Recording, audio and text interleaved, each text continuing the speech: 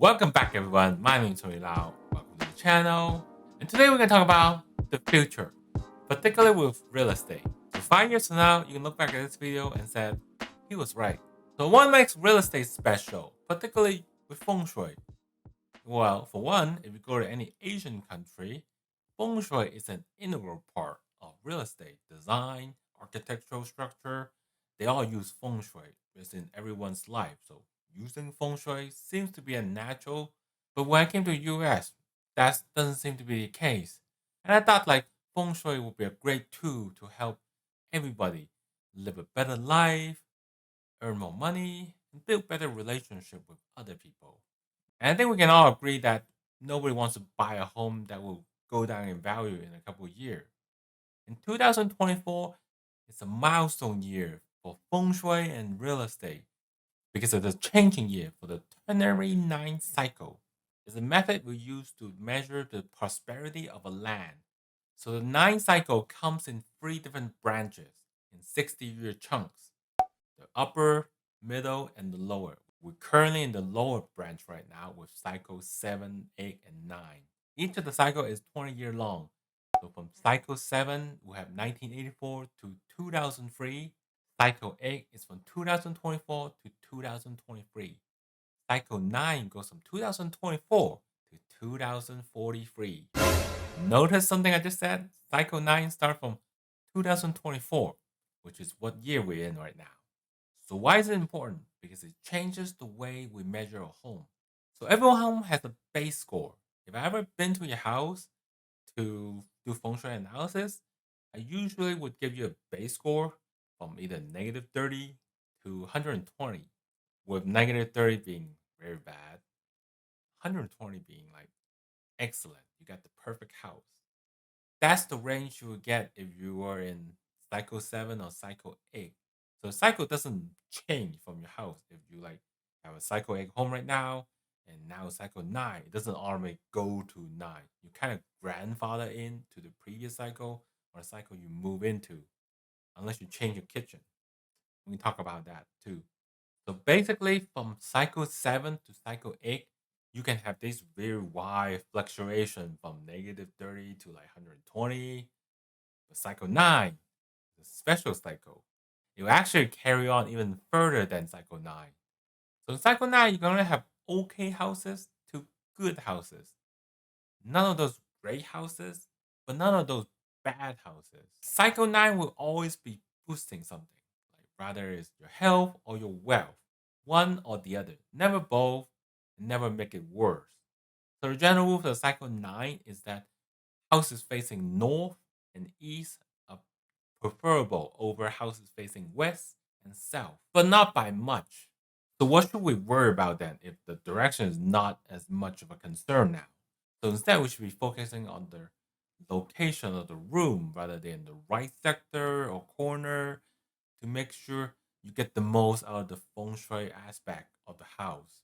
And then back to like the cycle changing condition. You have a good house that you lock it in the previous cycle at the 7 or 8 instead of grandfathering in your house. So generally, we use 3 factors to determine whether the cycle has been changed. If there's a change in ownership, that's one of them.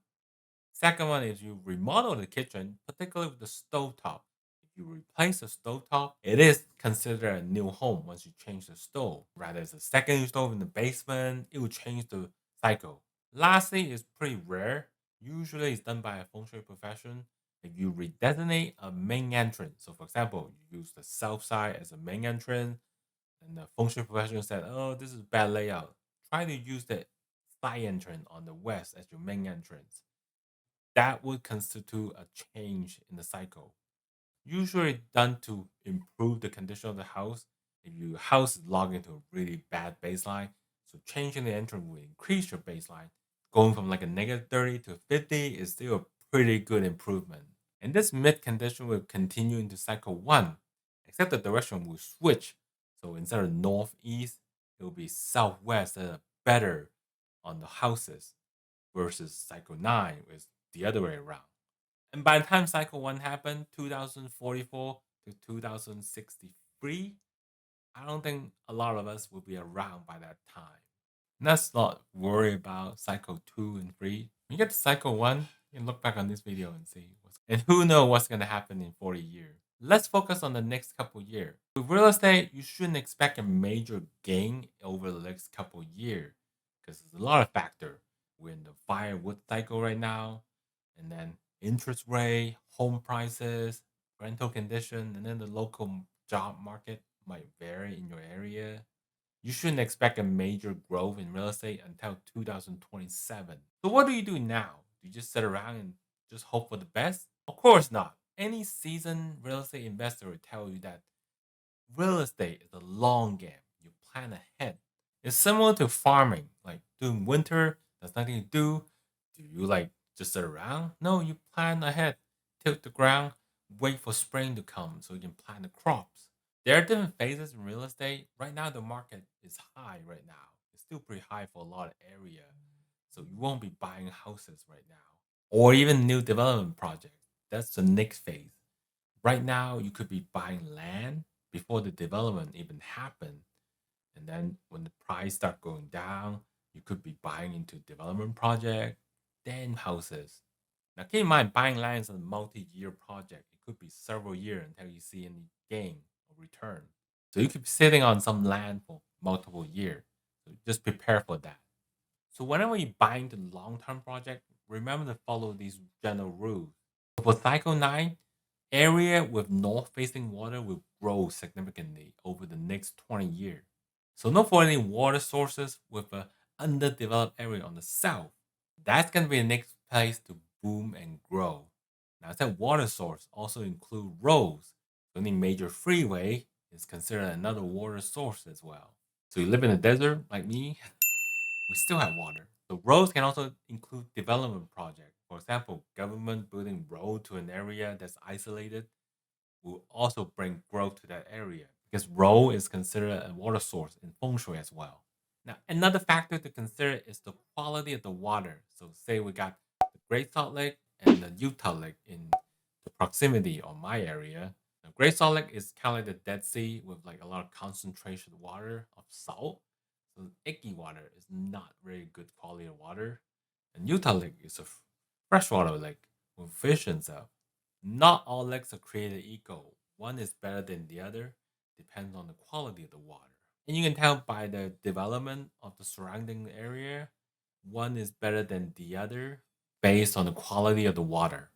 Both areas will still receive some growth, but one's better than the other. You always want the best return on your investment, right? Now, this is by no means financial advice. It's my personal prediction of the future using feng shui. Personally, I'll be looking for land that are for sale with a water source on the due north side, right at the very top. Not side, but at the top. Thank you for watching our feng shui tips. Remember, creating harmony in your environment can positively impact your life. If you enjoy watching this video, please like, share, and subscribe for more. Check out this video recommended by the YouTube algorithm. Wishing you abundant prosperity and good energy in your home and life. I'll see you next time.